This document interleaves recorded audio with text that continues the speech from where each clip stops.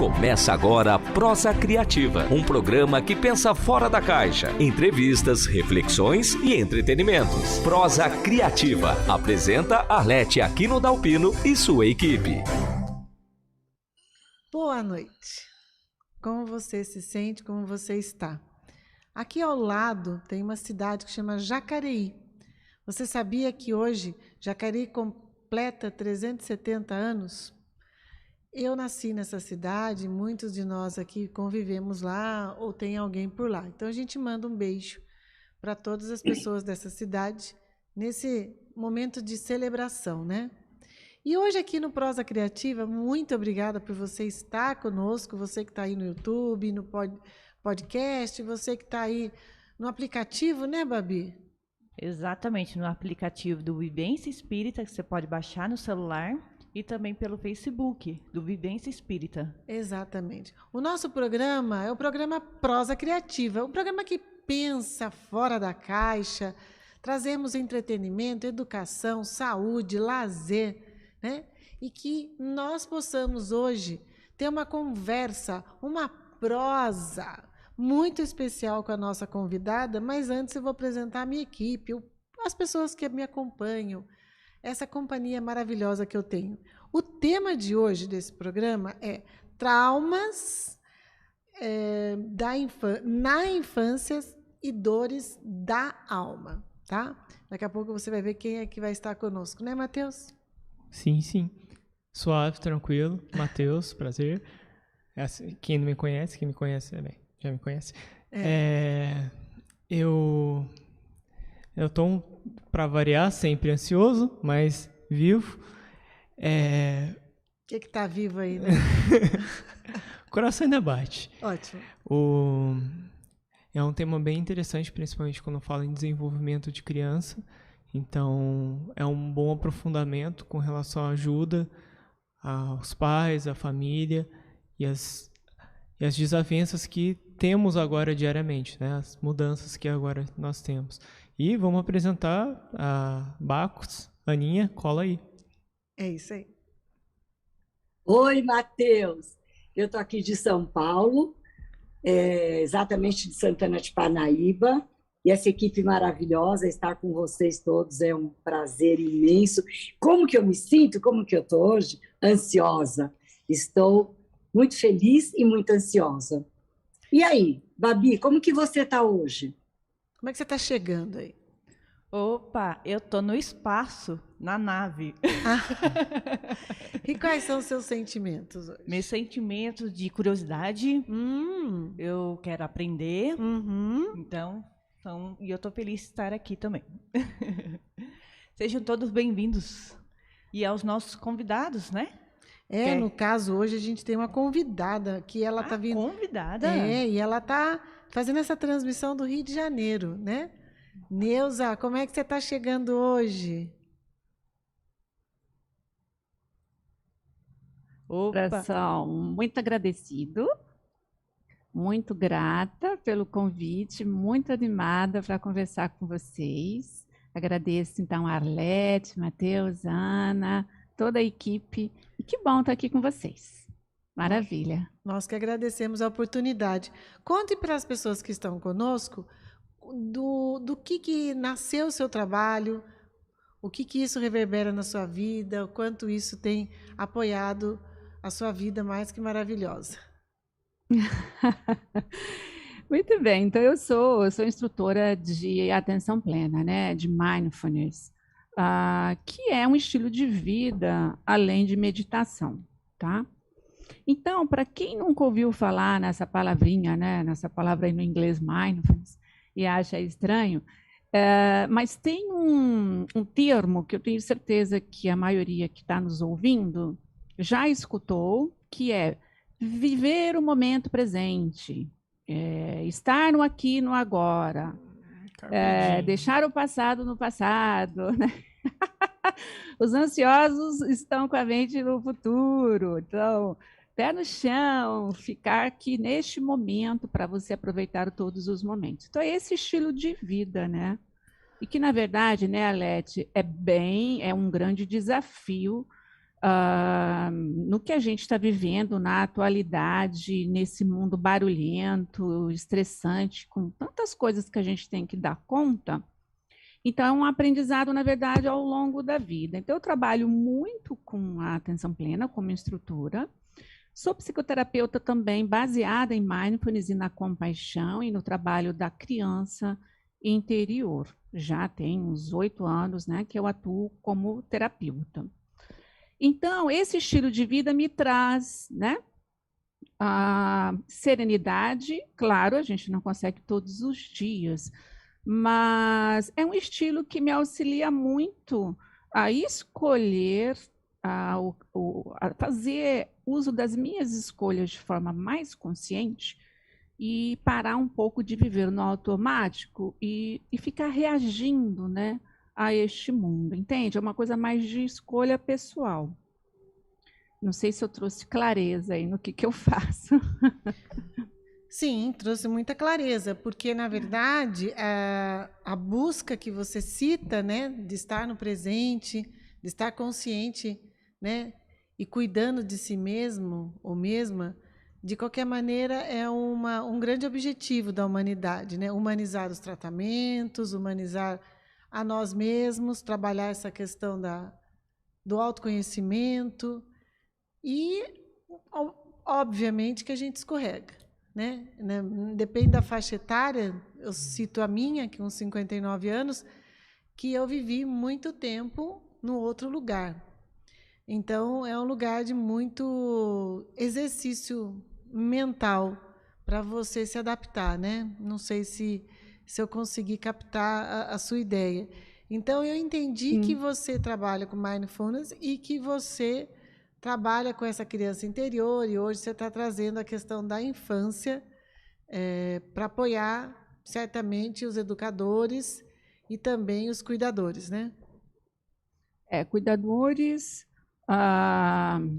professores, todas as pessoas, todos os adultos, porque, na verdade, é um trabalho até pessoal, muitas vezes a gente precisa de ajuda, mas todos nós temos que dar uma olhadinha na infância, né? Tem um autor que eu gosto muito, que é o Manuel Quartilho. Ele tem um trabalho publicado bacana sobre traumas na infância, que ele fala que a infância dura toda a vida. Então, se a infância dura a vida toda, a infância dura toda a vida, ou seja, então nós estamos vivendo na infância ainda, né? Porque ela vai do 0 aos 100 anos, né? Então, é interessante essa frase do Manuel, né? Porque ele pega trabalho, ele tem um trabalho bacana, vendo trauma num determinado grupo de jovens, né?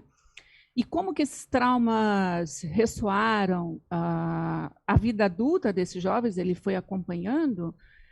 E é muito interessante, não só o Manuel, mas tem vários outros autores que já trazem, né, essa ideia, essa constatação, essa luz de o que aconteceu com a gente na infância pode estar influenciando a minha maneira de pensar, os meus padrões, como eu estou levando a vida hoje, inclusive as minhas dores, né, as dores da alma. Se a gente for puxando ali o novelinho, é muito provável que a gente vai chegar em algo como a primeira experiência, algo que aconteceu lá na infância, principalmente até os 10 anos, né? E muitas desses eventos que aconteceram, como, por exemplo, necessidades não atendidas, necessidades de amor, de pertencimento, de cuidados básicos, de segurança, de proteção. Muitas dessas necessidades nós não tivemos. Dificilmente tem uma pessoa que teve todas as necessidades atendidas, né? Não por negligência dos pais, que muitos pais realmente não conseguiram oferecer, né? Mas essas necessidades não atendidas podem ter ajudado a criar padrões, né? Algum tipo de pensamento, alguma crença, e essa crença vai nos acompanhando até a vida adulta. Então, é interessante, né, quando a gente... Eu acho que é até um pouco assustador, né, Alete? Acho que para a maioria é assustador, quando você fala, nossa, a infância dura a vida toda, mas eu tive uma infância tão difícil. tenho tantos traumas, como é que isso pode estar comigo? Eu não quero, né? Então, eu percebo que muita gente acha bem assustadora essa afirmação do Manuel, né? Neuza, Ana, vai lá. posso? Tem uma Sim. pergunta aqui, aliás, já temos perguntas, e tem uma pergunta aqui muito legal que eu quero que a Neuza aborde sobre esse assunto. E, Matheus, que você também dê uns pitacos, tá legal? Sim, senhora. Você presta atenção, que eu quero que você dê uns pitacos nessas respostas. O Arnaldo pergunta: todos temos uma noção de trauma, porém, qual sua definição? Você poderia indicar um exemplo do que seria trauma no senso comum, mas que tecnicamente não é trauma? Então, Ficou clara a pergunta, Neuza? Ficou. É uma pergunta muito interessante, porque a maioria das pessoas acha que trauma é algo muito avassalador. Então, o que é trauma? Morte de alguém, uma pessoa que foi assaltada, um acidente, né, um desastre natural. São essas coisas muito avassaladoras que a gente entende como trauma. Só que trauma, na verdade, pode ser algo mais sutil e que a gente nem percebe. Eu nem sei que eu tive um trauma e aquilo realmente chegou a traumatizar e está guardadinho lá no inconsciente. Então, trauma, no contexto infantil, é ter ficado sozinho com a sua dor. Ficou sozinho com a dor? Trauma. Então, nesse contexto, todos nós temos traumas, porque em algum momento a gente teve frustração, não fomos acolhidos, novamente, talvez não por negligência, mas tivemos algumas necessidades não atendidas e ficamos sozinhos com a nossa dor. Então, um olhar mais torto do pai, uma atenção que a mãe não conseguiu dar, algo que aconteceu na escola e que a criança não teve, né? Ela não teve fluidez, ela não conseguiu chegar para a mãe e contar o que aconteceu na escola, ou seja, ela ficou sozinha com a dor dela, ela teve vergonha, ou ela não teve espaço para falar. Ficou sozinho com a dor, configura trauma. Então, essa linha de pensamento, ela é mais recente, e ampliou muito aqui durante a pandemia. Trauma é um assunto que está muito comentado, muito estudado nos últimos 2 anos, pelo professor Dr. Gabo Maté, que trouxe um documentário bem legal, bem acessível, e essa ideia é reforçada por ele. Trauma é ter ficado sozinho com a sua dor. Tá? É uma perspectiva bem legal com relação... Eu tinha uma definição mais simplificada, né? Que é com relação a todo o sofrimento que é causado, que não há respaldo, que te impeça de avançar nesse seu desejo, acaba constituindo como trauma. Quando você deseja ou exerce alguma coisa que gere seu interesse ou que cause algum impacto com relação a você, e uma ação, um acontecimento te abrevia ou te corta, né? O luto pode ser um deles, e você não consegue avançar sobre isso, seria um trauma, né? Você lidar com isso é traumático. Exatamente. Eu tenho uma pergunta que ele já deu uma construção legal, porque eu realmente queria saber a definição de trauma pela sua perspectiva, que é importante as pessoas entenderem que não é um conceito que você pode banalizar, né? Tropecei o pé, torci, estou traumatizado. Não necessariamente, né? Não é tão simples assim. Ele abrange muita coisa, mas abrange a relação de o que te impede de fazer.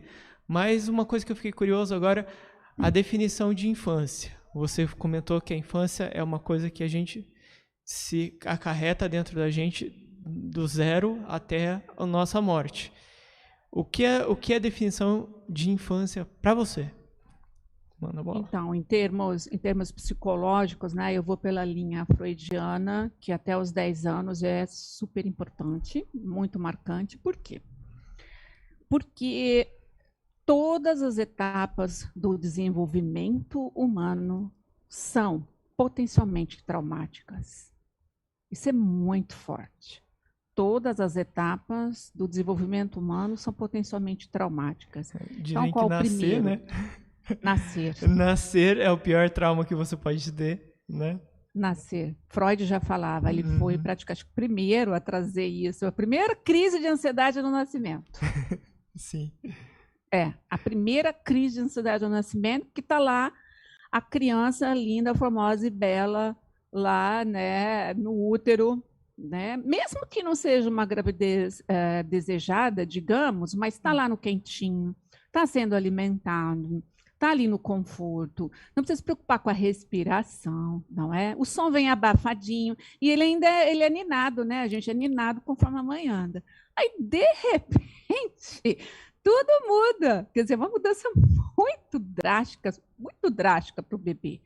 E aí ele tem que dar conta da respiração, quer dizer, é um sufoco, é difícil, dói, dá medo, dá insegurança. Então, ninguém escapa disso, do nascimento. Claro, né? A gente sabe que tem alguns momentos, alguns nascimentos, alguns partos que são mais complicados, mais difíceis, né? E isso pode configurar um trauma mais profundo ou menor. Mas, ó, nascimento, andar, mamar, tirar o mamar, né? Também potencialmente, né, traumático. Desfraude da fase anal, totalmente, né? Como é que é feito esse desfraude? E aí para a escola, então até os 10 anos, né? Aí depois você entra na pré-adolescência, né? Até os 10 anos, a gente já vê toda a linha, né? Toda a nossa linha de traumas já configurada como num varalzinho, as roupas penduradinhas, né? A partir dos 10, 11, 12, claro, a gente tem trauma o tempo todo, mas a partir dos 10, 11, 12, quando eu chego ali na fase da adolescência, o adolescente, ele está mostrando o que ele teve nos 10 primeiros anos. Como que foi a dinâmica familiar, como que ele foi tratado, as necessidades não atendidas, né? Como que ele se sentiu durante esses 10 anos, ou seja, a saúde familiar ela é refletida a partir da adolescência. Neuza, dando continuidade, porque nós já temos várias perguntas aqui. Oba! Dando continuidade, depois eu vou voltar para outras perguntas. A Daniela Oliveira, ela faz a pergunta: como identificar os traumas da infância que estão no subconsciente e que afetam uma atitude do adulto? Com terapia. Então, ou é terapia ou um bom trabalho de autoconhecimento. Sabe, às vezes você está lendo um livro e você acessa uma memória do inconsciente, porque estava no pré-consciente de repente. Às vezes você falar ou escrever de algo que aconteceu na infância, só falar, relatar para alguém ou escrever alguma coisa, você acessa algo do inconsciente. Já aconteceu comigo, olha só que interessante, né? Já aconteceu comigo de uma aluna, ao fazer uma meditação guiada comigo, de escaneamento corporal, que é uma meditação clássica, né, do mindfulness, onde você vai sentindo todas as partes do corpo. Você vai sentindo todas as partes do corpo. Perceba agora a cabeça, perceba o pé, perceba seu coração, e você fica ali entrando em contato com você. Ela fez uma vez. Na segunda vez que ela foi na tarefa de casa, ela acessou uma memória. Então, qual foi essa memória? Ela tinha pavor de dentista. Ela não tinha ideia por que ela não gostava de dentista. E ela fez terapia há 10 anos e ela não acessou o que aconteceu. Na segunda vez que ela fez uma meditação, ela acessou uma lembrança de abuso sexual que ela teve por um dentista. Então, uma meditação que você faz guiada, que você busca no YouTube, por exemplo, se for o momento para você saber, vai aparecer, às vezes em uma conversa. Mas, quando a gente tem traumas realmente muito profundos, que estão lá no inconsciente, por proteção, não é para ficar vendo, não é para ficar fuçando, está lá porque está protegendo. A nossa mente é maravilhosa. Tudo que está acontecendo com a gente para nos proteger, é para eu saber no momento certo o que você vai fazer se você não tiver uma ajuda terapêutica quando você acessa uma memória dolorosa, um trauma doloroso. Que tipo de sustentação você vai ter? Então, é bacana isso, eu acho muito legal. Vai aparecer na hora que eu estiver pouco mais preparada para aparecer. Mas na terapia, quando eu acesso memórias da infância, tem técnicas que a gente acessa a criança, né? Nem todas as linhas terapêuticas trabalham com a infância, aí a gente vai trazendo luz para o inconsciente. A psicanálise faz muito isso, né? Você começa a falar da infância e as coisas vão surgindo. Respondeu? Respondeu sim, com certeza. Agora eu vou fazer mais uma pergunta do Arnaldo. Você falou de dores da alma. Você pode nos dar exemplos de dores da alma? Sim. Então vamos lá. Dores da alma, né? Como a gente está vivenciando dores da alma nesses últimos 2 anos? Ansiedade, depressão, está na liderança. Burnout, síndrome do pânico. E as doenças autoimunes? Quantas doenças? Como estão aparecendo pessoas com doenças autoimunes? Então, essas dores da alma, que é irritação, raiva, medo, impaciência, ansiedade, tristeza, melancolia, né? Eu chamo de dores da alma. Essas dores da alma, por exemplo, uma ansiedade ou um medo muito grande, uma sensação de insegurança, como se algo fosse acontecer comigo. E muitas pessoas desenvolveram esse medo, essa fobia, alguns que chegam até no ponto de fobia, então medo de sair de casa, medo de morrer. Por que algumas pessoas são mais tranquilas com relação a essas dores emocionais e outras pessoas não? Às vezes no mesmo ambiente, na mesma casa, cada um tem uma reação. Então, digamos, um exemplo que eu posso dar, que a pessoa tem muita ansiedade, por exemplo, deixa eu ver um caso que eu já atendi, que eu tenho autorização para falar. Então, a pessoa tem medo de falar em público. Então, a pessoa tinha muito medo de falar em público. Então, digamos eu aqui.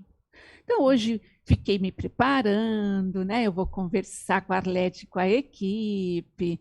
E se eu tivesse um gatilho, uma dificuldade, se a ansiedade fosse muito grande, eu não soubesse manejar a ansiedade, fazendo um parênteses, ansiedade, um pouco de ansiedade é normal, faz parte, não tem como zerar essa ansiedade, mas se eu tivesse essa ansiedade me dominar, ia ficar com pensamentos obsessivos, negativos, não vai dar certo, a internet vai falhar, eu vou engasgar, vai dar ruim, vai dar errado, eu tenho 4 gatos, os gatos vão pular, vão tocar, ninguém vai gostar do que eu falo, eu vou falar coisa errada, aí ia ficar o dia inteiro com esses pensamentos obsessivos, tremendo, o coração ia disparar, eu ia ficar com sudorese, ficar vermelha, se eu não conseguisse manejar, se eu fosse uma pessoa com uma ansiedade generalizada, por exemplo.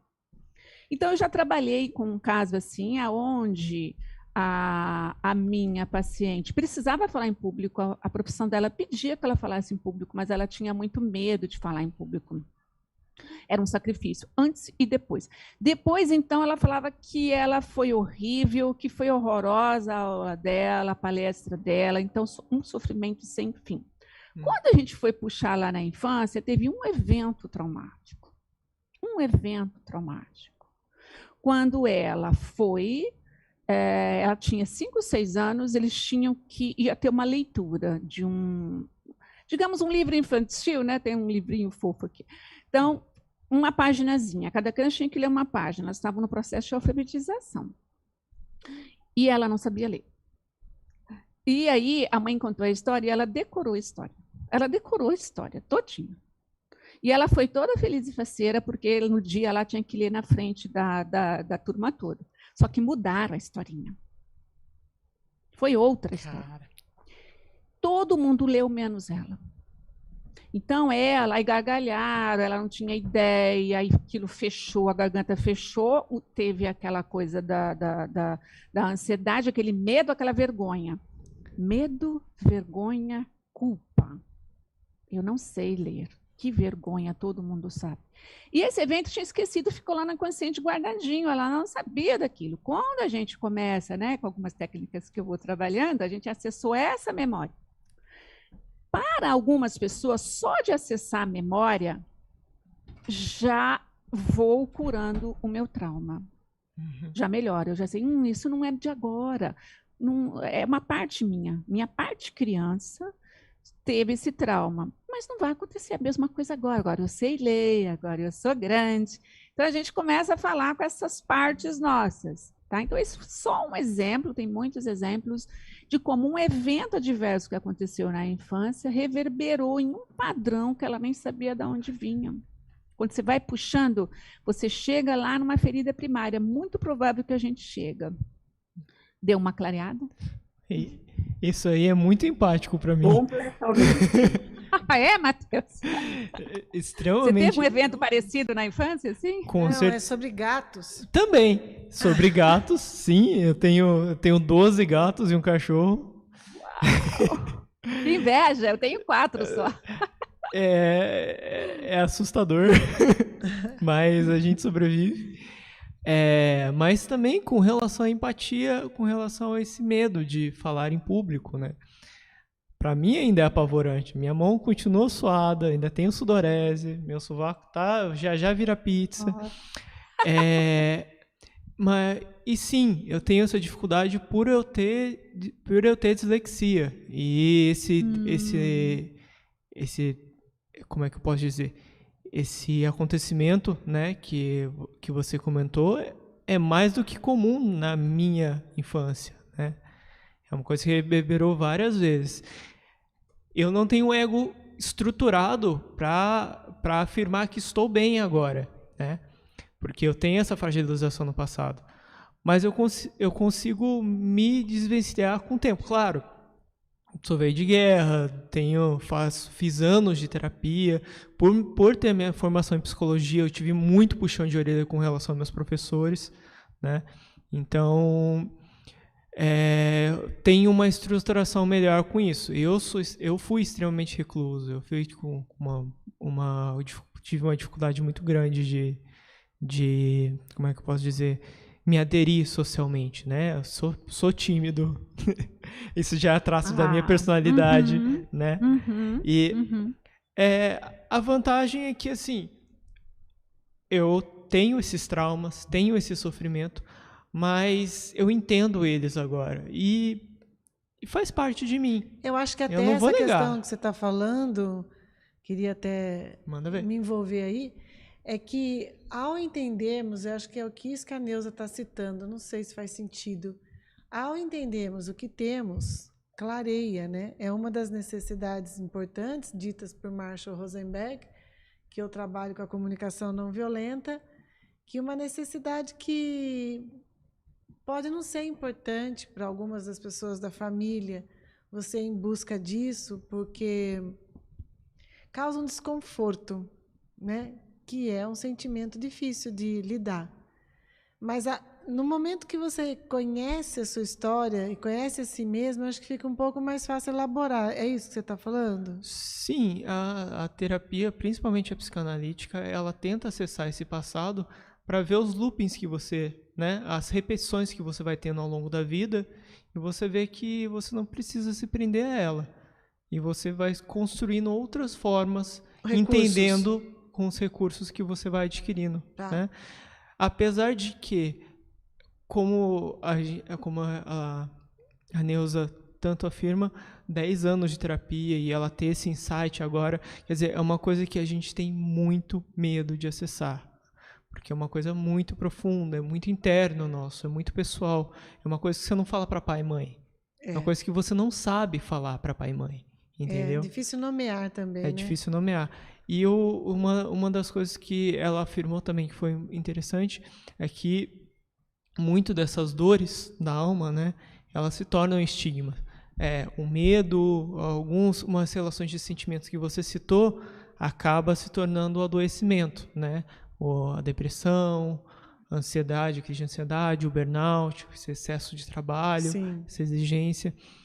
Só separando um pouquinho, porque sentimentos são sentimentos, a gente não tem controle, eles vão vir, mas a doença, ela acaba sendo construída graças a isso, né?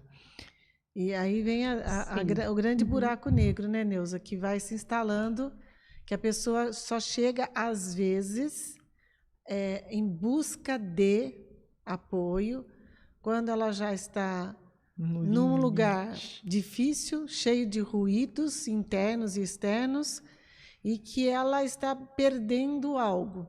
E aí pode ser saúde, pode ser uma pessoa querida, muitas coisas, trabalho, inclusive. Aí ela quer acessar esse lugar, porque eu sou assim, e o que trouxe. E uma das questões que eu queria pontuar com você, e com todas as pessoas que estão nos ouvindo, quem está aqui no YouTube, no Instagram, eu convido vocês a ir para o YouTube, lá tem as nossas imagens, e a gente está no Vivência Espírita, no programa que está repassando agora, é o Prosa Criativa. Tem outros programas lá, estamos ao vivo. É que muitas vezes a gente não, na minha opinião, isso é minha opinião, a gente não tem que questionar quem nos trouxe o trauma, que aí fica parado ali na culpa, né? E sim como vamos reaproveitar esse momento. Seria isso? Olha, então sim, antes de entrar nessa parte interessante que você trouxe, reforçando aí o que o Matheus trouxe, né? Na verdade, a cura para as dores da alma é para a vida inteira. Uhum. Sim. Então, diferente da cura física, algumas doenças que não sejam crônicas, eu estou com gripe, eu estou curada, eu tive um Covid, passou.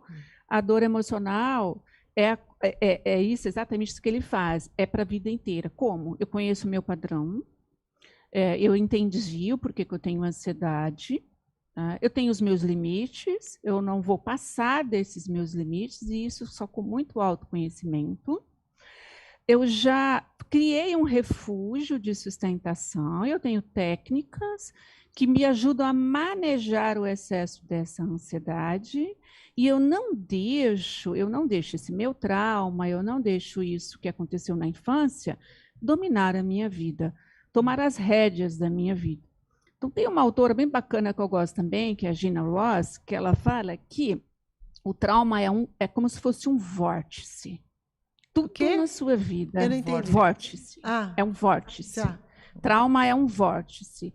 Tudo na sua vida, quando você tem um trauma não trabalhado, não integrado, não curado, tudo na sua vida vai girar em torno desse vórtice. Ele vai puxando tudo exatamente para esse trauma. Tudo fica ali. Então, esse trauma central na minha vida vira um bololô, um padrão aonde isso vai realmente... Eu fico automático, eu viro um robozinho, eu fico dirigida por esse trauma que virou um vórtice na minha vida, tá? Então, isso é uma coisa importante de ressaltar. Eu não vou fazer um ano de terapia, eu estou curada. Não, eu conheci meu padrão, agora eu tenho elementos, ferramentas para lidar com isso, trabalhando com autocompaixão, né? Porque é humanidade compartilhada. Todos nós temos as nossas vulnerabilidades, as nossas questões, então como que eu vou trabalhando com isso? Quando a gente fala em trauma, Arlete, bem lembrado, não é uma caça às bruxas, não é a procura de quem causou. Por quê? Uma coisa muito importante, né, quando a gente começa a trabalhar com trauma, que a gente sabe, pessoas machucadas machucam pessoas. Isso não justifica o que fizeram com a gente na infância, tá?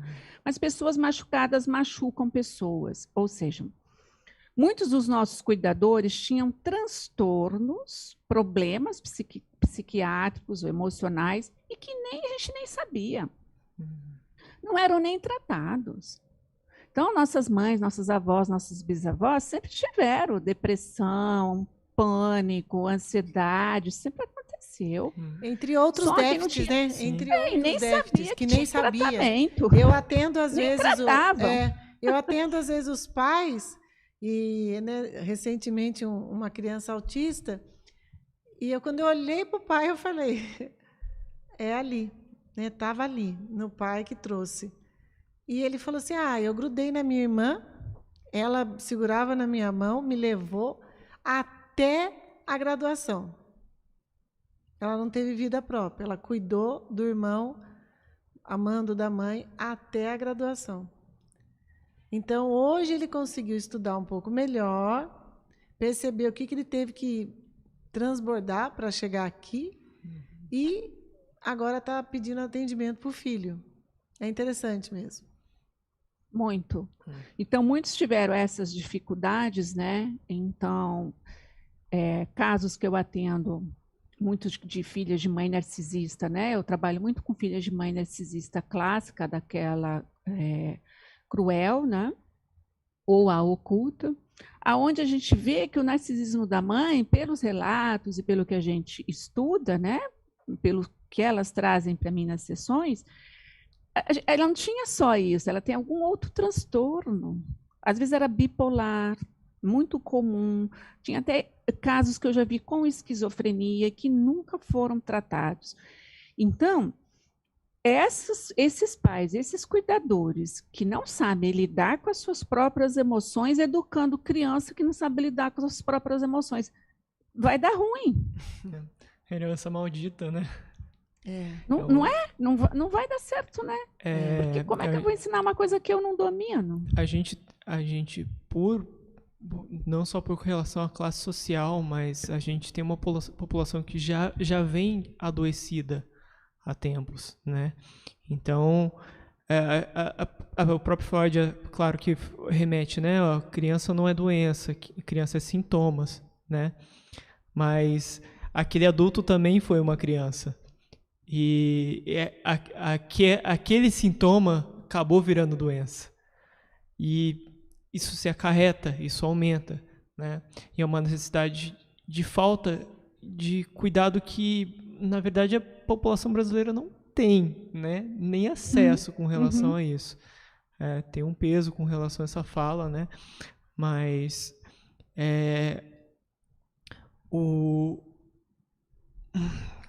como é que eu posso construir essa fala sem ficar muito estranho? Vamos lá, estou do seu lado, te apoio. O louco, o esquizofrênico, que foi afirmado, apesar da esquizofrenia não ser exatamente uma doença tão grave assim, né? São as pessoas que realmente não se ajustaram ao padrão social que é definido, né? Que é pré-definido, que a gente define como subconsciente, que a gente define como cultura, e assim vai, né? Tantos valores de cor, né?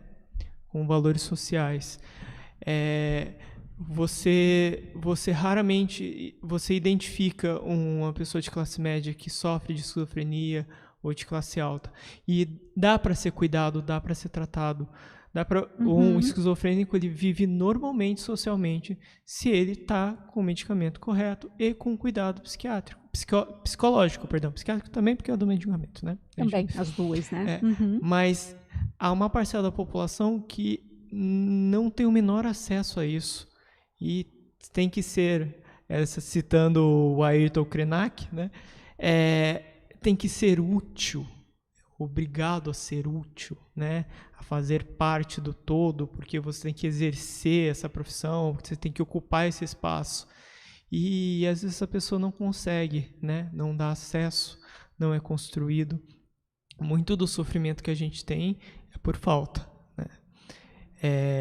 Eu não quero me estender muito nessa polêmica, né? Que a gente vai indo para pontos que fica abrangente demais, né? Eu vou sair correndo para algum lugar. Mas em relação a uma coisa pessoal, desejar sempre acaba causando um sofrimento, porque o desejo é sempre na fantasia, a gente não define o desejo concreto. E a gente aprende a lidar com isso com o tempo, ou não, né? Queria te perguntar, com relação à sua profissão de psicologia, assim, você se encaixou, você se encontrou aí, foi um desejo seu, ou como você conseguiu construir esse desejo para chegar aqui, nesse local? Perdão. Você está falando da minha carreira? Sim, também. Sim. Eu, quando jovem, né, quando muito jovem, eu queria ser psiquiatra. O sonho era ser psiquiatra, né?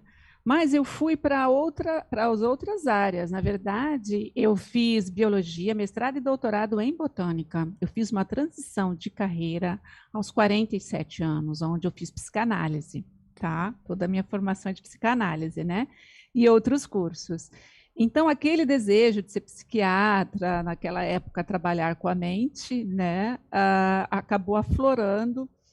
E eu virei, talvez a Leti, se quiser, até a gente pode papear, fazer uma prosa sobre esse assunto bem bacana também, em uma outra oportunidade, para a gente não misturar os assuntos, né? Mas eu virei uma adolescente cinquentona, que é o que está acontecendo muito, né? Os adolescentes cinquentões mudando de área, mudando de profissão, né? Então, eu fui servidora, eu fui pesquisadora por 19 anos, e aí eu saí do serviço público e fui totalmente para a área da psicanálise, que é a minha grande paixão, né? Trabalho muito com Jung, gosto demais, e também trabalho muito com sistemas familiares internos, que é onde você escuta todas as suas partes. Somos feitos de várias partes e a gente vai escutando essas partes, né? O que acontece? A gente não vê a nossa parte criança. Então, a nossa parte criança precisa ser ouvida, sem fazer caça às bruxas, sem ir lá ficar buscando o culpado, mesmo porque, agora eu vou falar uma coisa que vai chocar, né? Normalmente choca quando eu falo, que não existe nenhuma possibilidade da gente ter um filho e esse filho não ter trauma. Não existe ninguém sem trauma. Adoro essa frase de Freud, né? Se você teve um filho, você já errou.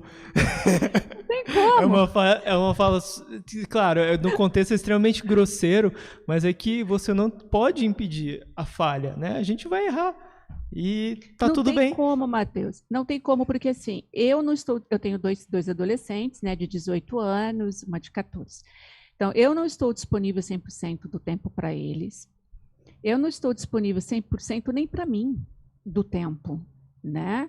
Então, em algum momento, vai ter uma lacuna, vai ter uma coisa que eles vão se frustrar. E isso não é ruim, a frustração é super importante, né, na infância. Mas em algum momento eu não vou poder estar junto, em algum momento eu não vou atender, porque não tem como, somos falhos e humanos, não tem como dar conta de tudo.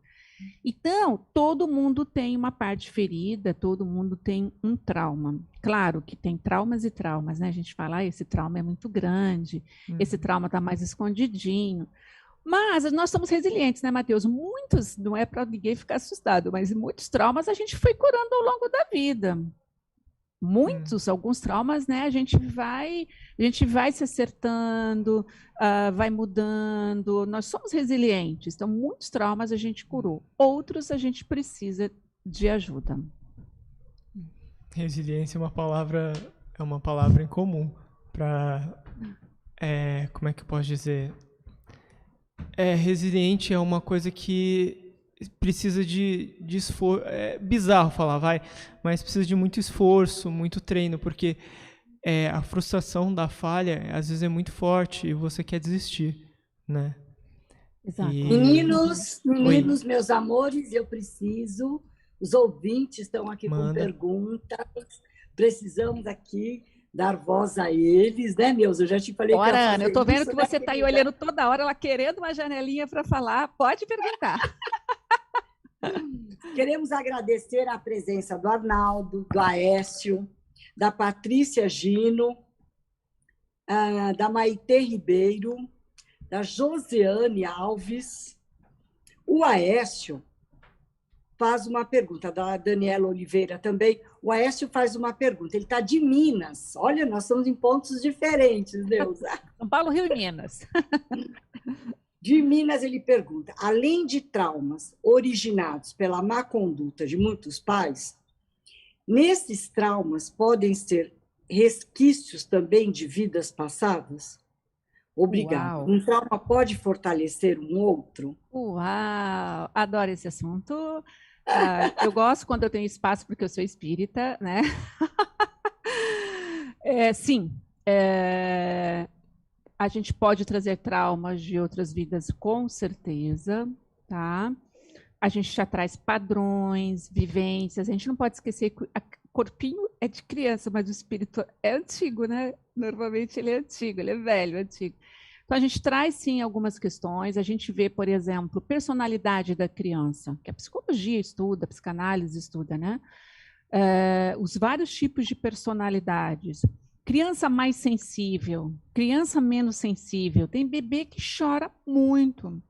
Então, uma das minhas especialidades são as pessoas paz, as pessoas altamente sensíveis. Eu trabalho muito com as pessoas altamente sensíveis.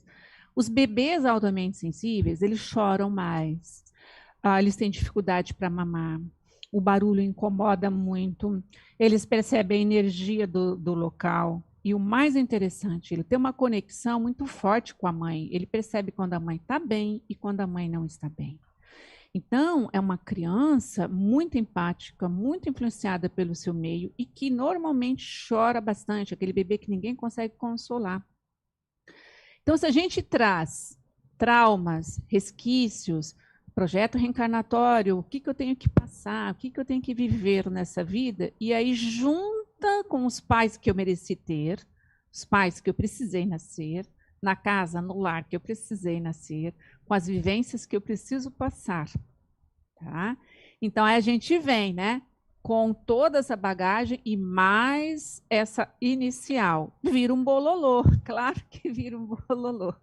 Dá para a gente, muita coisa que dá para a gente trabalhar, mas essa questão de criança interior, né? Para quem gosta, quem acredita, né? Em vidas passadas, eu acredito que tem muita influência, sim. Tá? A Joana de Ângeles traz isso, né? Em toda, para quem conhece, né? Toda a obra, a literatura dela, ela traz. Interessante também. Que bom. Agradecemos também a presença do Mr. Louzinho. Maite Ribeiro faz uma pergunta. Eu, quando criança, me lembro de um comentário de uma professora na aula de matemática. Ela me falou, como você é burra, você tem que ser igual, ir o que é inteligente. Eu não sou boa em matemática e acredito ter ficado no meu subconsciente. Faz sentido, Neuza? Faz sentido, né? Mas, assim, para ter certeza, é preciso ir com calma, investigar com bastante calma mesmo, tá? Trauma é algo para a gente ver com tranquilidade, com muita seriedade, porque às vezes o que a gente acha que traumatizou, não traumatizou.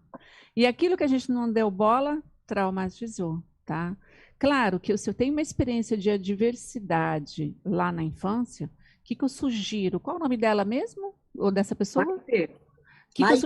O que eu sugiro para Maite? Para parar um pouquinho e sentir, trazer um pouco aquela vivência da época e procurar acessar a memória do que a criança sentiu. O que ela sentiu naquele momento. Então, o sentimento dela naquele momento é o que mais importa. Então, se ela se sentiu menosprezada, que ela não era boa o suficiente, ou se ela acreditou que a professora falou que ela era burra, se ela acreditou naquela fala, a autoestima dela baixou naquele momento. E aí criou-se uma ferida primária que a gente chama.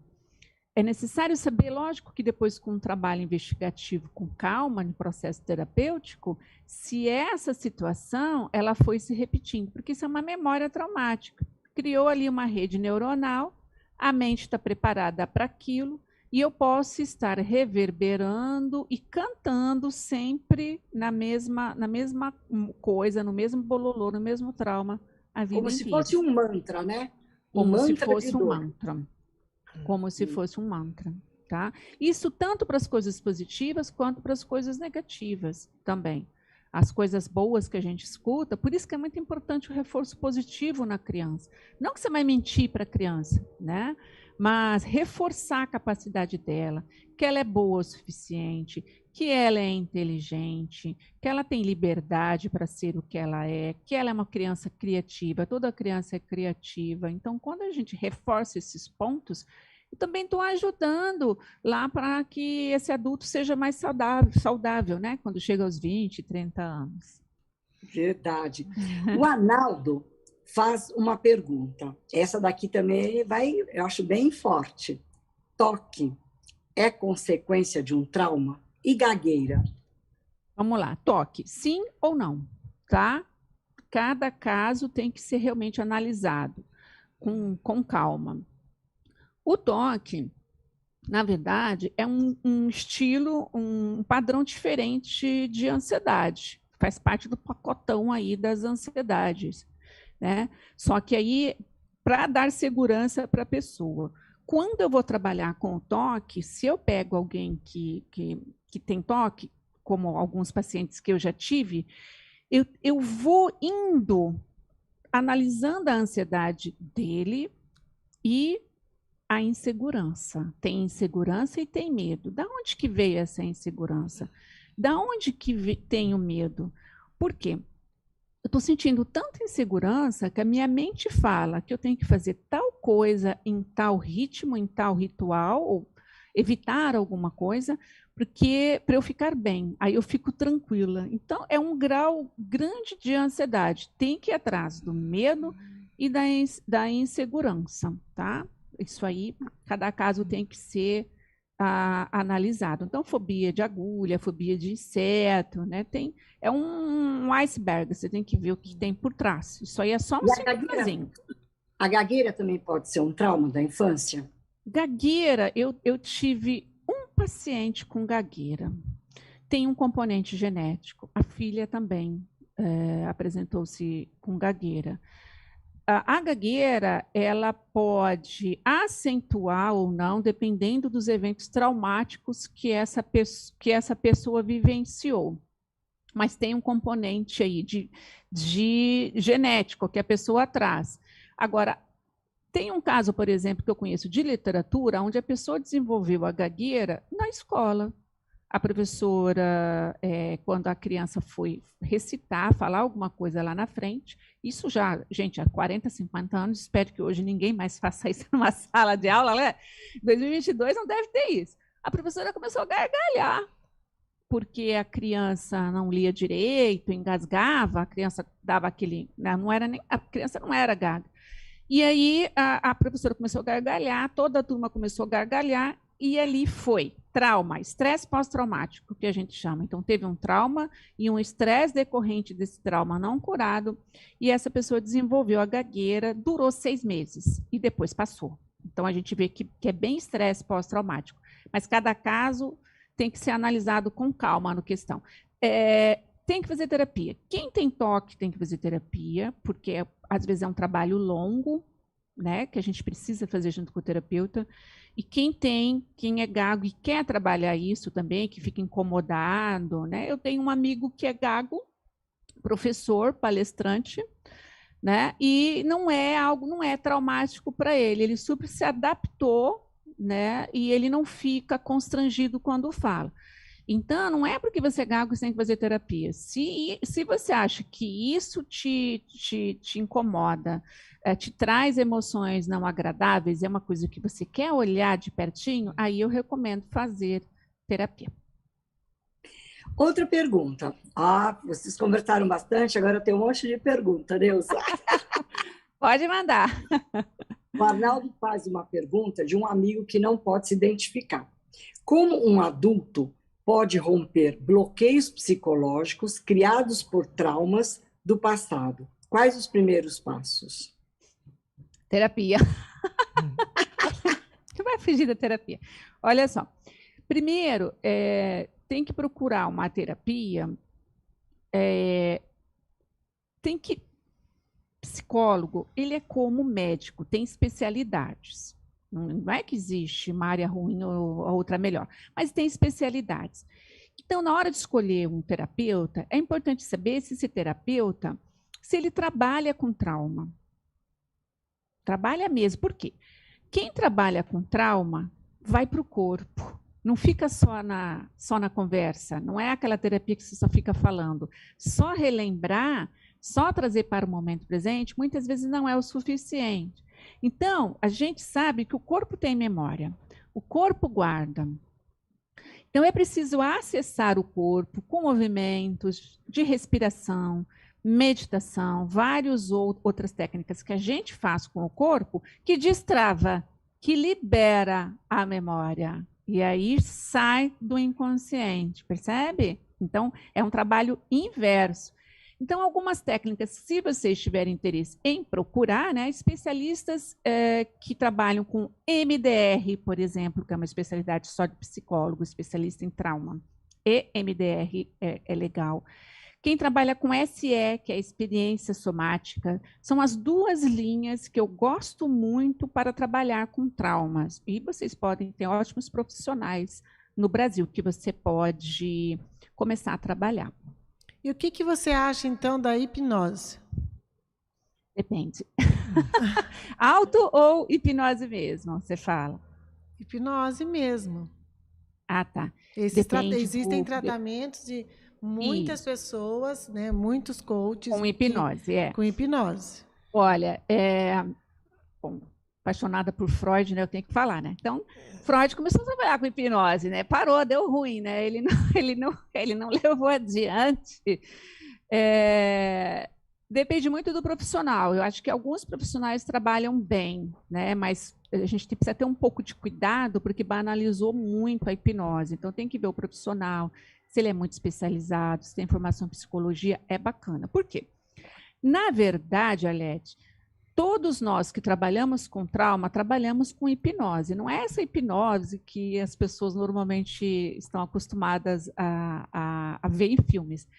Quando eu levo você para a infância, é uma hipnose.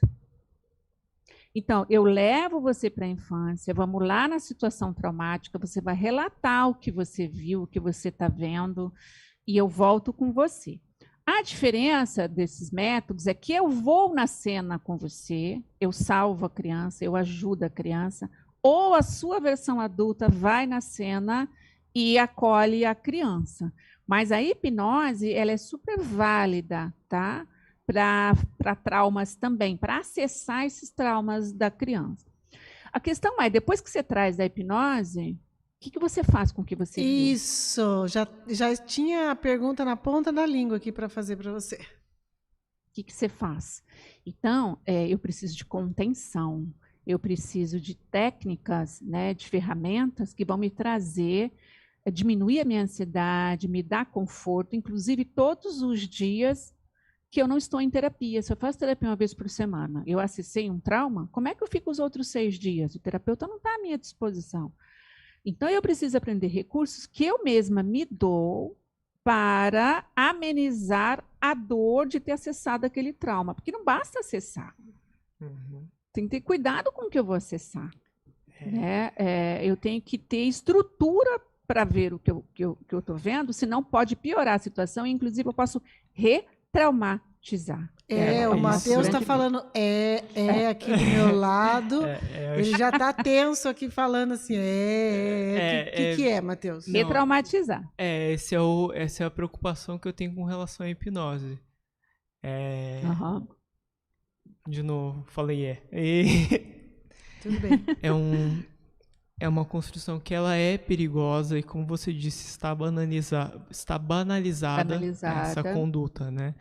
Porque a gente sabe da queixa latente. Quer dizer, a gente sabe da queixa manifesta, do que o paciente vem expondo para você, né? A queixa latente, de onde vem, demora para se perceber, né? Demora para se saber, até porque o próprio paciente não sabe acessar ela. Isso é uma construção que exige tempo. E a hipnose pula essas etapas, e isso pode ser muito perigoso para o paciente. Né? É uma condição que, às vezes, acessar ali é aversivo para ele. Mas seria porque as pessoas desejam algo num clicar, assim, num estalar de dedos? Talvez porque eu ouvi ponto isso. Popular, o popular seja a resolução instantânea, né? A rapidez. E, assim, não existe fórmula mágica, né? Não tem ainda resolução, não é Mega Sena, você teve sorte e tirou. É perigoso, porque isso pode te machucar para sempre, mais do que você já está ferido. Uma das coisas que acaba recorrendo um pouco, com relação à pergunta do Arnaldo, Qual? Do adulto, Do adulto, com traumas. Uma das questões que é interessante é o adulto, ele tem que ter interesse em entrar na terapia, ele tem que estar disponível. Porque ser mandado para terapia não adianta. Alguém mandou, plenamente. alguém pediu, não adianta, porque você tem que ter a percepção de que você está sofrendo e você precisa de ajuda. Você está causando sofrimento no outro e você não percebendo isso, dificilmente a galera engaja. É difícil. Eu acho que a nossa profissão é complicada por causa disso. A gente meio que tem que ser o sapatinho de cristal, porque a gente não se adapta a todo mundo, né? Como você falou, tem especialista com trauma, psicologia que é mais relacionada a uma coisa mais ágil, uma coisa mais comportamental, tem um efeito mais instantâneo, mais ágil, mas não trata o sintoma, não trata a doença, né? Então isso pode se acarretar mais complicado lá na frente. Resolveu agora? Resolveu. Mas o que você teve que sacrificar, né, para isso estar resolvido agora e o que vai se perdurar depois? Olha, eu tenho uma pergunta aqui, desculpa te cortar, Matheus, mas eu tenho uma pergunta. Agradecendo a presença do Dr. Eduardo, ele é neurologista, amigo do Arnaldo, amigo da Arlete, amigo de todos nós. O doutor Eduardo faz uma pergunta. Ou só é trauma quando nos lembramos dele? Quando nós lembramos da dor, quando ela nos provoca, só é trauma quando nós provocamos ou ele está lá guardadinho e a gente não sente, Neuza? A guardadinha a gente não sente, né? Então, o trauma está no inconsciente. O que acontece? Freud, quando começou a trabalhar com isso, trazendo essas feridas, essas dores do inconsciente, trazendo para o consciente, ele acreditava que já curava o trauma, não é mais trauma. Trouxe para o consciente, não é mais trauma. E não é o que a gente vê, né? Como o Matheus, como a gente estava conversando agora com o Matheus, dessa retraumatização, ou que eu preciso realmente, eu perpasso por esse padrão até os últimos dias da minha vida. Então, o trauma, mesmo que você não saiba, eu não lembro de nada, ele está norteando a tua vida com uma crença, tem um padrão. Então, por exemplo, uma crença muito comum, né? Eu não sou boa o suficiente. Nada do que eu faço tá bom. Uma pessoa com baixa autoestima e tal, né? Muitas vezes essa crença ela está ligada a um trauma que aconteceu lá na infância, mas eu não sei o que aconteceu. Eu não lembro do fato realmente do que aconteceu. Mas esse trauma está reverberando na minha vida no consciente. Sabe o que acontece? Aquela frase do Chaves, foi sem querer querendo? Foi sem querer querendo. Então, conscientemente eu não queria, mas eu fiz. Porque o inconsciente trouxe, porque o trauma trouxe. Então, se ele reverbera na minha vida, se eu fico fascinada por ele, tudo gira um vórtice, né? A gente costuma dizer que é que nem o anel do Gollum, no Senhor dos Anéis. Sabe, Matheus? Já viu? Essa daí é uma Você já ótima viu, né? referência. É o anel do Gollum, né? My precious, que é meu precioso, então meu trauma é meu precioso. Então, por trás, o que o Dr. Gábor Maté fala? Por trás de um trauma tem um vício. Por trás de um vício tem um trauma. Um trauma está atrelado a vício. Repete para mim, por gentileza. Por trás de um vício tem um trauma. O vício está atrelado a um trauma.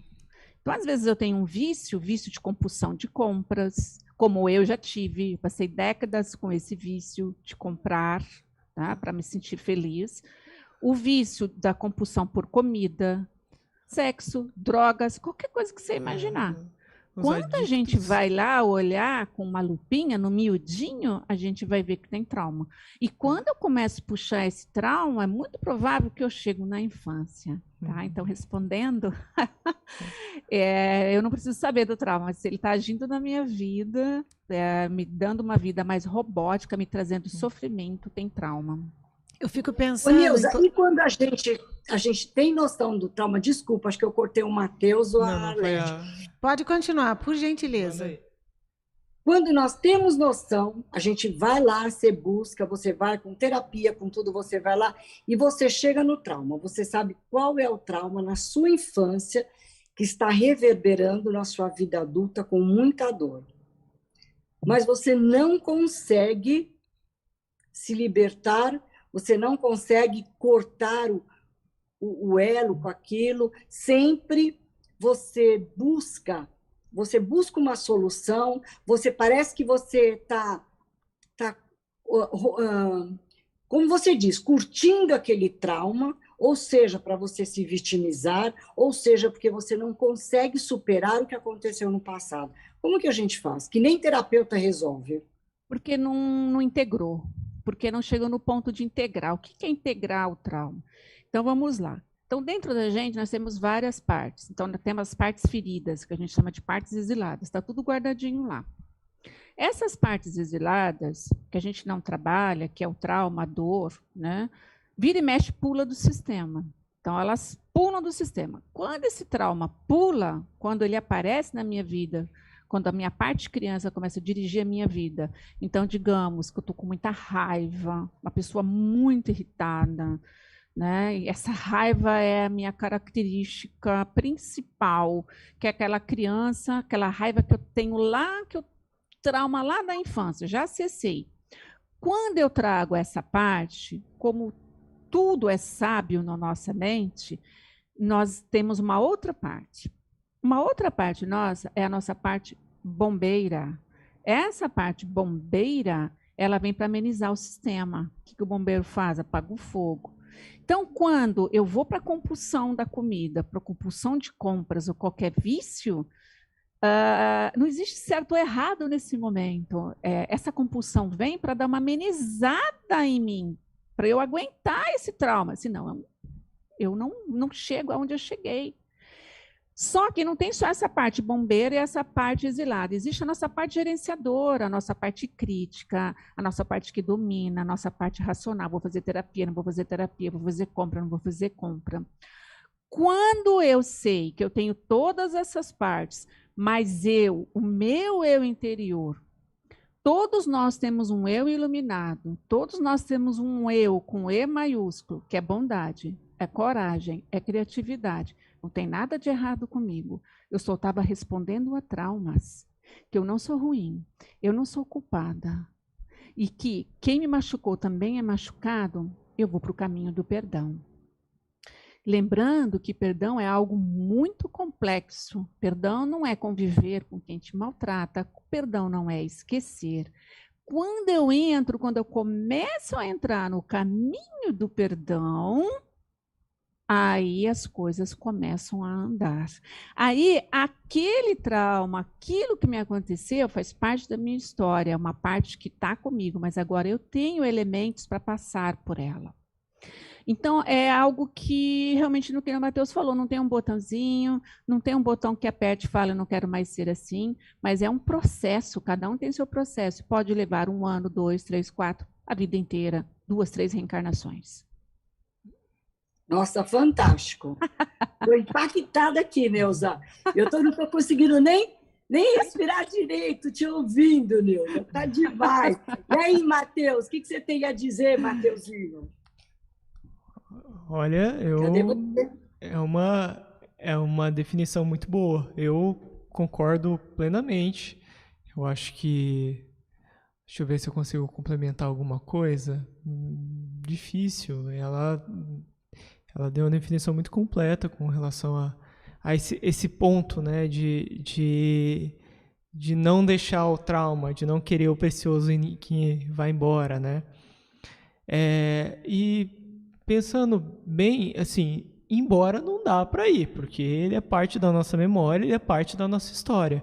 O que a gente pode trazer, né, com relação, pelo menos à psicologia falando, seria a ressignificação. Você dá um outro nome, você dá uma outra intensidade.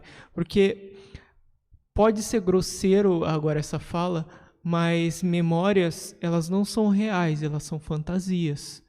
Quando você recorda elas, você constrói da maneira que você acha que elas foram. E tudo bem, não está errado isso ser, né? Mas que a gente pode manuseá-las de outra forma, que ela não te machuque tanto, né? Que a gente possa amenizar. Mateus, então me diga, olha, só para não perder aqui a minha pergunta, que está quase caindo da boca. Mateus, você falou que as memórias são fantasias que a gente pode ressignificar. Então, à medida que a gente vai tendo uma experiência de vida, a gente pode fazer leituras diferentes dessas memórias? Com certeza. Na verdade, há uma relação até engraçada, eu vou misturar um pouquinho com a infância, que nossas memórias, elas te influenciam, elas são tão fantasiosas que você imagina a sua infância, às vezes, com uma coisa muito mais doce, muito mais agradável do que o que você está agora, né? A gente abdica, às vezes, de alguns sentimentos que a gente fala que a gente não teve na infância, que a gente sofreu, que a gente tem medo, que fala, não, naquela época era melhor, um saudosismo estranho, né? Isso é fantasia. Isso não é real. Você só não se lembra direito do que você estava sentindo naquele momento quando criança, né? Não é que o mundo era mais simples antes. Não, o mundo era do mesmo jeito. Mas acho que é o que a Neuza falou. Não sei se faz sentido. Como é uma prosa, né? A gente está proseando aqui, cada um manifestando os seus pensamentos. Mas é uma forma de amenizar a dor, né? Que nem como a Neuza falou. Então, se eu não tiver nenhuma válvula de escape após reconhecer um trauma, e alguns deles são muito impactantes mesmo, são muito severos até, e muitas vezes você tem que conviver com aquela pessoa que trouxe o trauma para você, que algumas pessoas você não consegue abortar na sua vida.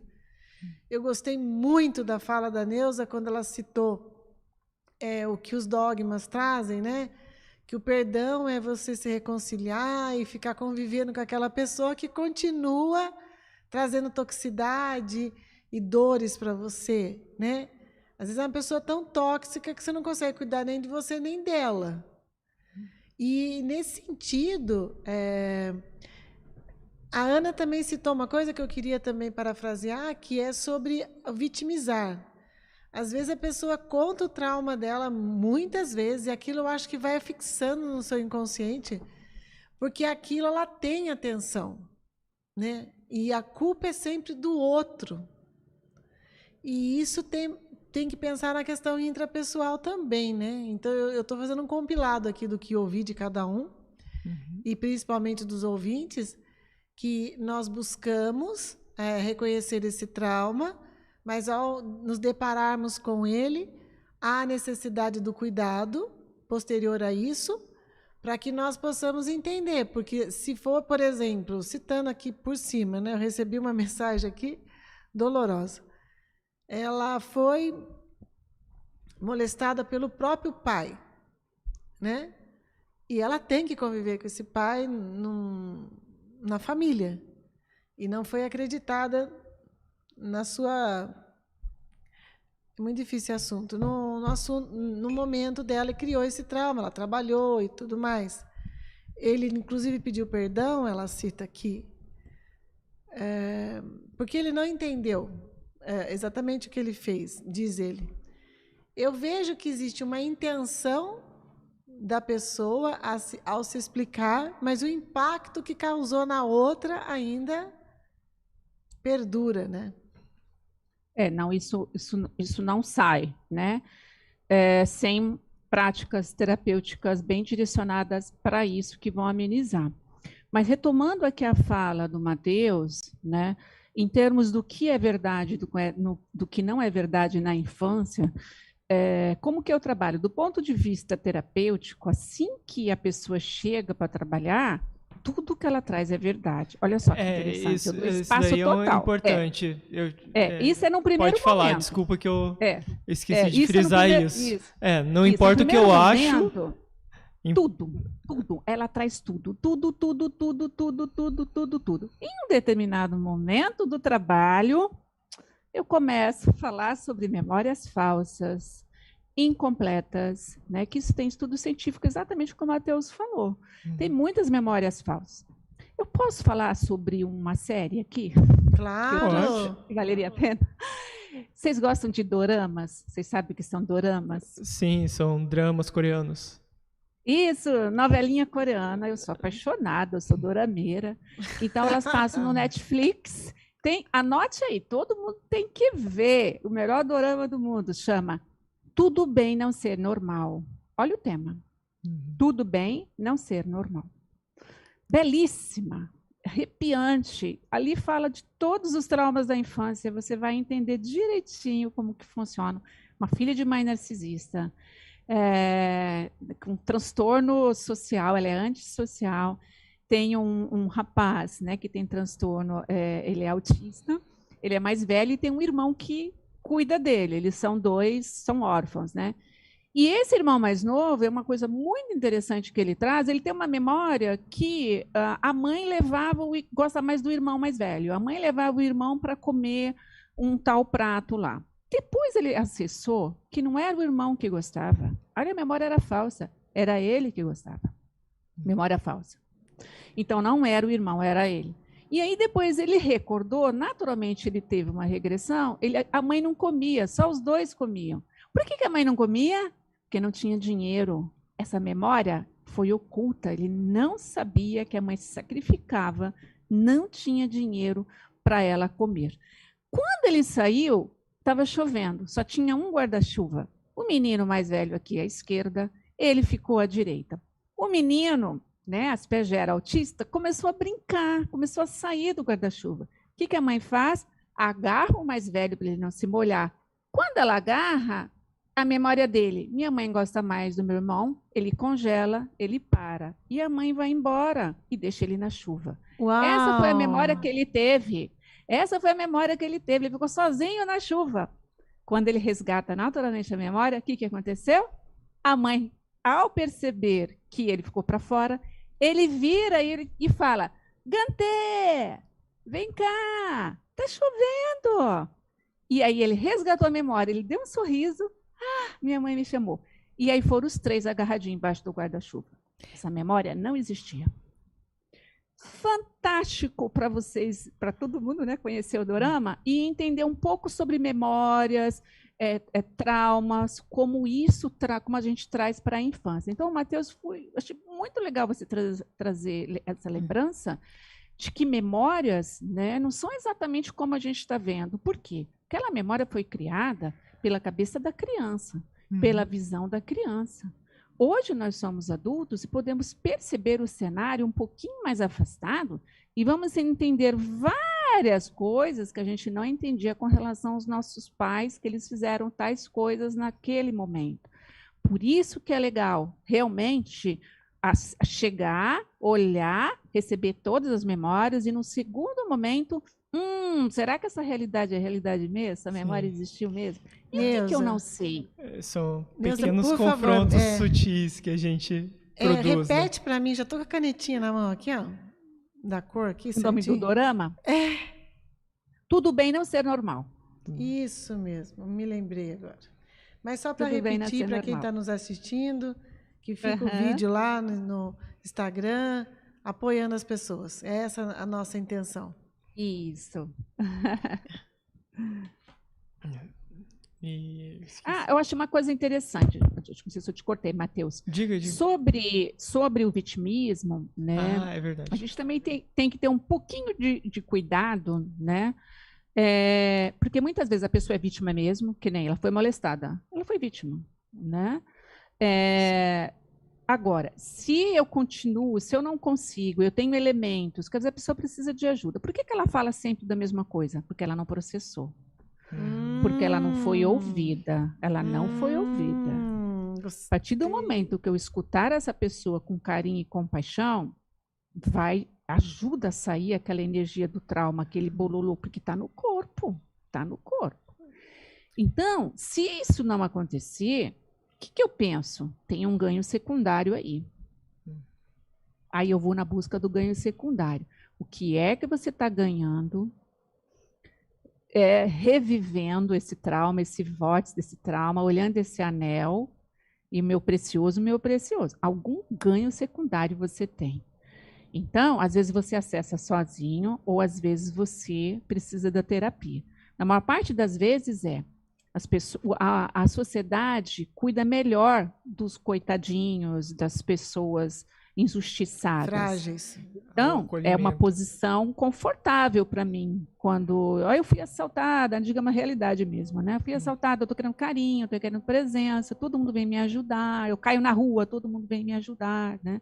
Então, precisa ver o ganho secundário, né, Matheus? O que você acha? Faz sentido? Deixa eu só colocar uma coisinha. Desculpa, Matheus. Só um minutinho. Pode falar. Mas veio aqui e está reverberando dentro de mim. Na verdade, quando você citou sobre vitimismo, a gente percebe o ganho que você citou agora mesmo. Mas eu acabei me perdendo o que eu ia falar. Mas eu me lembro que você também citou alguma coisa com relação a validar os sentimentos da outra pessoa. Uhum. E isso ameniza e há uma conexão com quem te ouve e valida aquilo que você está sentindo. Então, o trauma ele é muito pessoal, né? E a intenção, de uma mãe como sou, não fica assim, olha, já passou, ele te amava, ou isso ou aquilo. É a minha intenção. Pode ser positiva, mas validar o que o outro está sentindo, para mim, eu não sei para vocês que estão me ouvindo e vocês aqui da equipe, isso gera uma conexão, ou não? Exato, precisa. Em primeiro momento, principalmente na terapia, né? Mas para a vida eu levo isso. Então, se tem algum familiar meu, né, que está reclamando, falando de alguma coisa, eu dou todo apoio. Tá calor mesmo, é mesmo, né? Tá muito calor. Que situação, né? Se tivesse um ar-condicionado aqui. Então, eu valido o que a pessoa tem. Normalmente, ela fica satisfeita porque ela foi ouvida, ela foi escutada. E eu, delicadamente, posso puxar para outro assunto, de uma forma muito carinhosa. Então, eu ajudo a quebrar aquele ciclo de reclamação, que a pessoa não sai daquele ponto. Eu vou trazendo ela para a realidade um pouquinho mais sutil. Claro, tem pessoas mais fáceis de fazer e outras realmente mais difíceis, tá? Mas essa posição de... gente, é muita coisa, o tempo é curto, mas tem mais uma coisa que quem não está acostumado vai falar, meu Deus do céu, não vou nem dormir hoje. Tem mais uma coisa interessante aí. Que ótimo. Sabe por que também eu posso ocupar o lugar de vítima? Para me sentir culpada. Eu preciso me punir. Eu preciso me punir porque sempre... Eu preciso me punir porque eu mereço. Isso é inconsciente, tá? Eu mereço, eu fui má, eu matei formiga quando criança. Gente, eu escutei isso já em sessões, né? Eu matei formiga quando criança, eu fui uma criança terrível, eu sou culpada, a culpa foi minha, né? A minha mãe teve uma doença, a minha mãe morreu, meu pai foi embora, meus pais se separaram. Então, existe uma culpa, e olha que coisa terrível, uma coisa que a gente traz, é um inconsciente coletivo.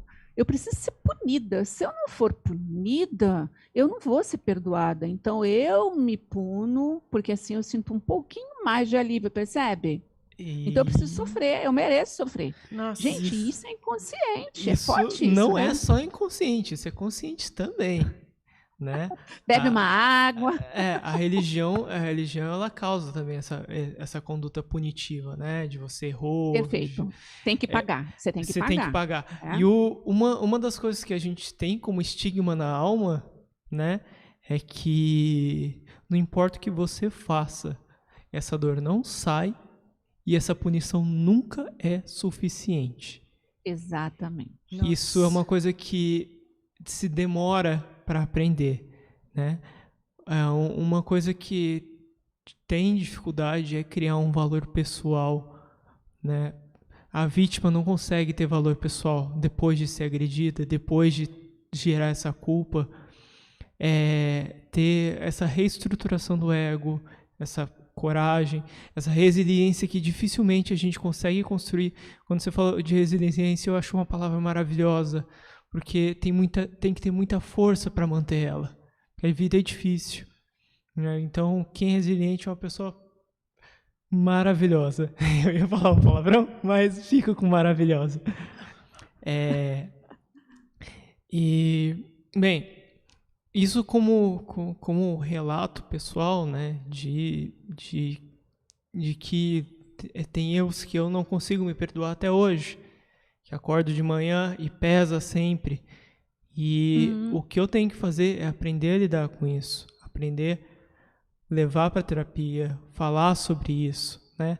E às vezes é difícil, a gente vem com aquela verborréia mardita do dia a dia Falou. e foge, parece fazendo maratona. Nunca corri tanto, mas na terapia eu fazia Cooper.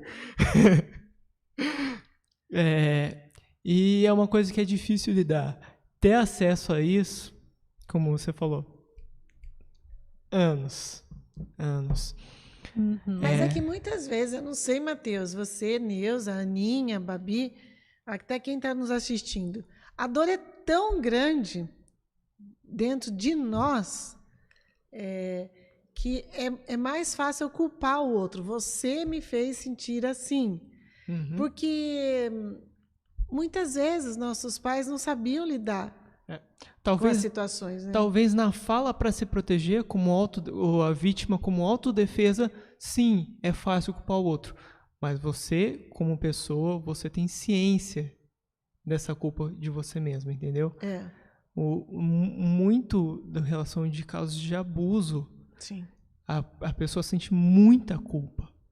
Sim. Né? Ela fala do outro, mas a culpa pesa muito mais nela. Ela nega, inclusive, porque alguma coisa você fez para isso acontecer, né? Isso é muito cruel. Isso dói muito em mim. Assim, é difícil até falar. É cruel. Mas é cruel dizer. Então, acho que era isso, ou aquilo que fez com que alguém abusasse você. Abusasse de você, perdão. Então, é muito difícil isso. Mas é muito comum, né, Neuza? É muito comum. Só frisando que não justifica o ato de violência, tá? Nunca. Nunca. Nunca. Tá, só Nunca. porque a gente está falando dessa construção, Não, mas a gente só frisando aí que, ó. Nunca. Isso eu já isso aí também é assunto para outro encontro, com certeza, porque eu tomo muito cuidado com essa responsabilidade individual. Tudo é culpa minha, né? E eu sou a única responsável para sair do lugar. Tem que ter um certo cuidado, porque a história que você viveu, a família que você viveu, a cultura que você viveu, o patriarcado, o machismo, como é que foi a relação da família, como é que é a relação homem-mulher na sua família. Então, é um bololô que está todo mundo responsabilizados aí, né? Sim. Pode não ter culpa, né? Como o Dr. Gabo Maté fala, não vamos falar em culpa, mas existe responsabilidade. Então, é saber qual é o lugar aqui dessa responsabilidade, né? E tem uma coisa muito importante com relação à culpa. Eu culpo o outro ou me culpo, que é a identidade. Quando eu estou com muito trauma, eu perdi a minha identidade. Eu não sei qual é a minha essência. Eu estou perdida na vida. Eu estou desligada ou estou congelada. Totalmente congelada. Às vezes eu estou até dissociada. Quem sou eu? Eu não sei. O que eu vim fazer? Eu também não sei. Então, quando eu boto a culpa no outro, é porque é muito difícil realmente olhar para mim e falar, meu Deus, eu estou congelada. Quem sou eu? Eu não sei quem eu sou. Então, novamente, é um mecanismo de defesa do ego. Que naquele momento é muito importante para ela botar a culpa no outro naquele momento, porque seria insuportável ela olhar e falar, peraí, eu tenho meu pezinho aqui também, né? É muito complexo. Aninha, você está tendo um finiquito aí que eu estou vendo sua carinha. Ela quer ler. Ela gosta e ela ajuda muito. É uma querida. Estou tremendo. E eu olho para o relógio e fico mais desesperada. Nossa, passou. A professora de música, Marli Ferreira, e o doutor Eduardo, eles fizeram... A professora Marli, ela fez uma pergunta, mas você já respondeu. Só é trauma quando não lembramos dele? Você já respondeu. O doutor Eduardo perguntou, mas o trauma é quando lembramos dele? Você também já respondeu.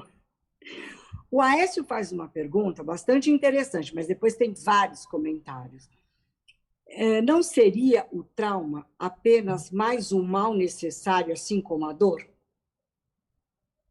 Nossa. Depende inevitável, da sua questão necessário não espiritual, né? necessariamente. Da sua posição espiritual, né? Né? Depende muito aí do que você acredita, se só existe essa vida, ou se existe outras vidas, né? O que Deixa eu acontece? pegar um livro do Aécio. Trauma, dor, né? Feridas, são processos, não vou dizer que são necessários, do ponto de vista espiritual seriam necessários, mas são processos que são feitos para que eu me movimente do lugar onde eu estou para um lugar melhor, para que eu desenvolva algumas qualidades morais, né? Porque nós estamos aqui para quê? Eu acredito que nós estamos aqui para aprender a amar. Tudo vai para aprender a amar.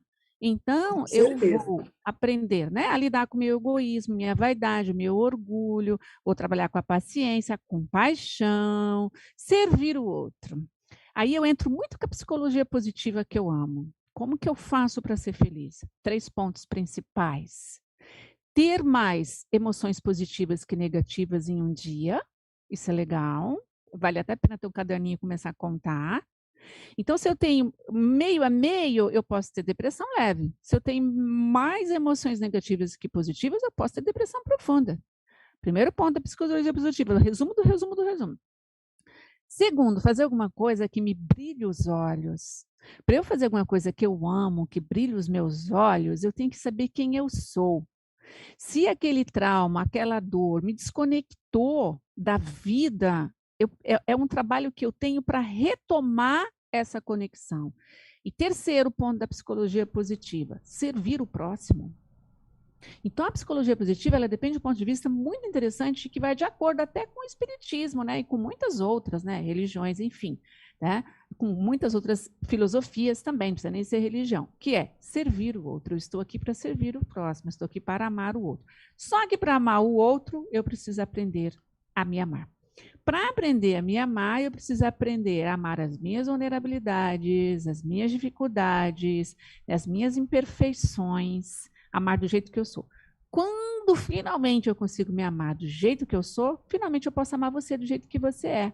Então, mundo evoluído, espírito evoluído, estamos chegando lá, cumprindo o objetivo e está aqui para amar, né? Então, nesse ponto de vista, sim, são processos, são dores que a nossa alma ainda necessita para curar. Lembrando que a gente não só evolui com dor, não, pelo amor de Deus.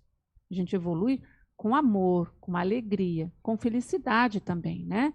Então, e eu tenho responsabilidade de ser o quanto mais feliz eu possa ser.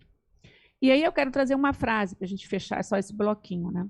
Tem uma frase de Emmanuel que eu gosto muito, que ele fala: ninguém em sã consciência constrói um castelo de ruínas para si mesmo.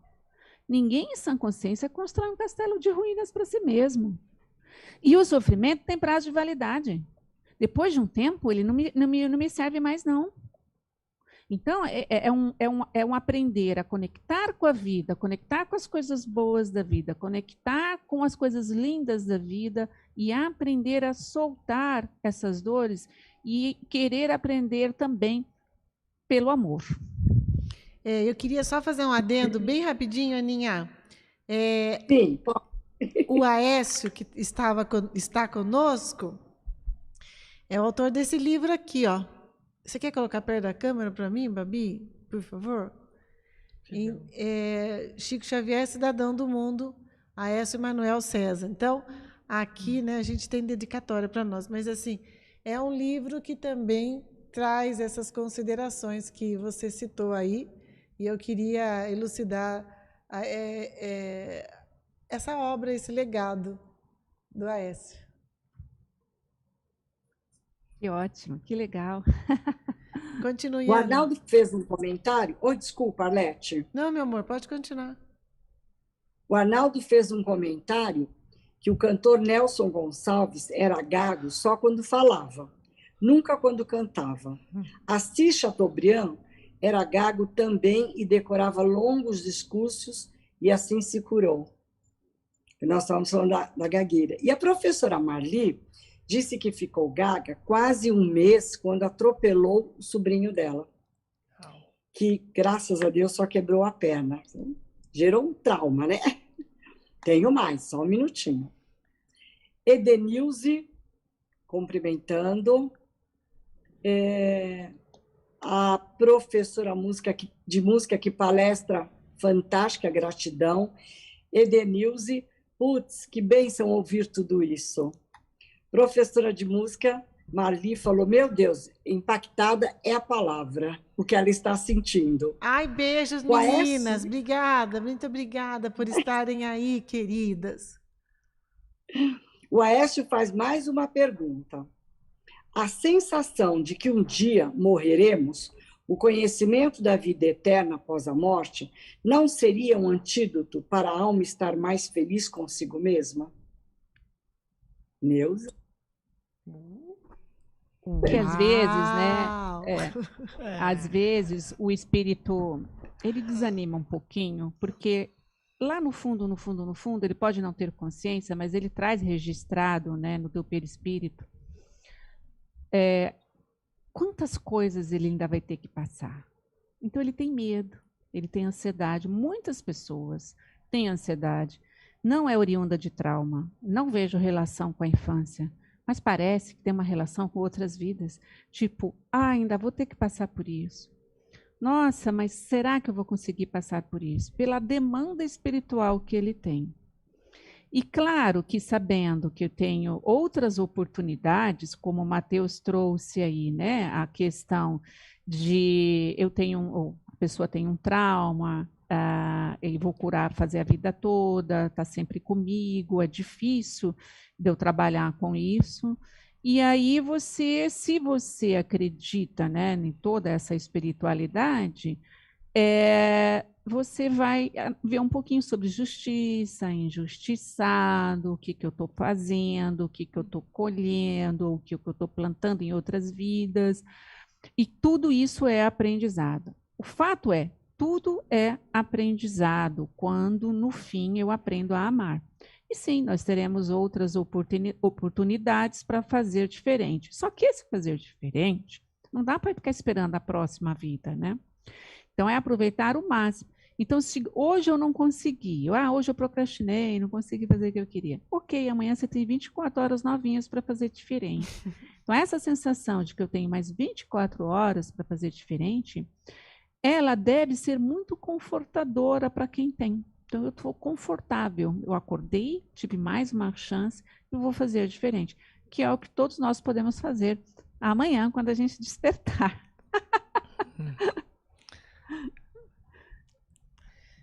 Fala, Matheus, você ia falar? Não. Ana está sem som. É que eu não... Edenilze Costa eu não me encaixo com esse tipo de conforto. Ela está lendo. Pode falar. Desculpa, Ana. A Edenilze Costa faz um comentário. Nossa, maravilha de palavras. Estar consciente desses recursos é bênção, amor, perdão, felicidade, show. Nossa, que coisa boa. Gratidão pela sua participação. Gratidão. Aninha, você quer ler mais alguma coisa? Que o Matheus ia fazer um comentáriozinho aqui. Não, só falar para vocês olharem para o relógio. Nossa, sim, certeza. Nós prometemos que não iríamos passar do tempo, mas... Pode falar. Não, já passou. Só que com relação talvez eu não tenha não possa ter esse sentimento de segunda chance, de pós-vida, né? Eu sou ateu, então... Exatamente. No meu caso, minha fala não importa quanto tempo você tenha, mas o que você faz com ele. Perfeito. E, bem, eu posso viver muito, posso tropeçar aqui e falecer de repente, e tudo bem, eu consigo lidar, pelo menos em parte minha mente consegue lidar com isso.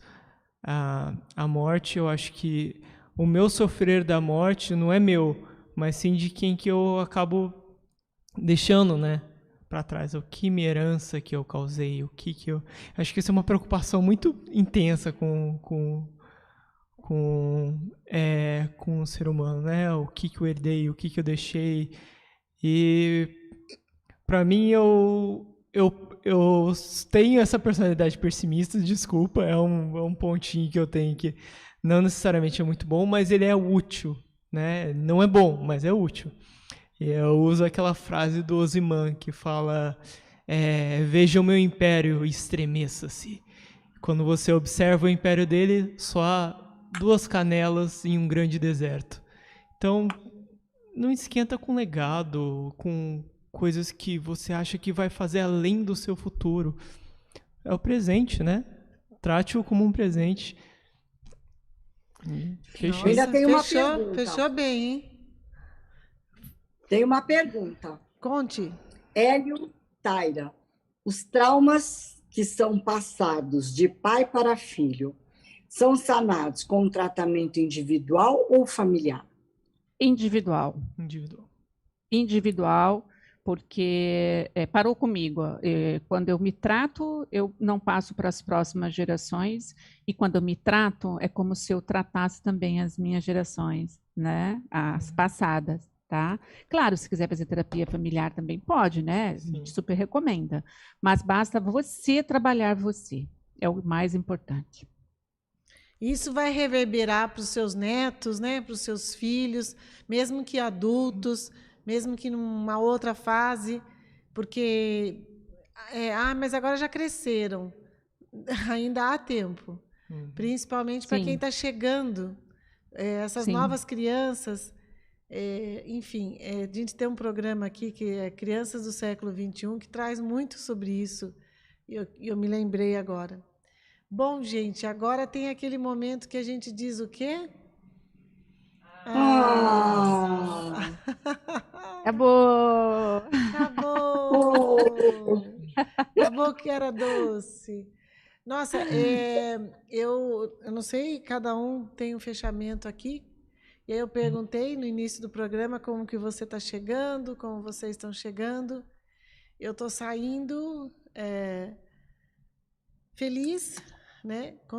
Encantada com as falas, um aprendizado muito grande que me veio, essa necessidade foi atendida, a necessidade de curiosidade também, como a Babi citou, foram atendidas. Eu agradeço muito a todos os ouvintes, a quem também poderá assistir esse programa durante a semana. Eles ficam lá nas nossas redes sociais, para que possamos rever, né? Até para nós, porque esse trabalho que nós fazemos aqui, ele é voluntário, mas nós aprendemos muito. Chegamos todos hoje aqui muito cansados, inclusive eu, mas não me lembrei mais disso. Eu fiquei focada e atenta na sua fala. Queria agradecê-la pelo momento que você e pelo tempo que você entregou para nós, que é um bem precioso. E eu me despeço assim. Agora não sei você, Matheus, Aninha e Babi. Não sei, posso ir? Só fui, então. Eu queria agradecer pela sua vinda. Eu acho que somos colegas de trabalho com relação ao cuidado das pessoas. E me alegra ter você como colega.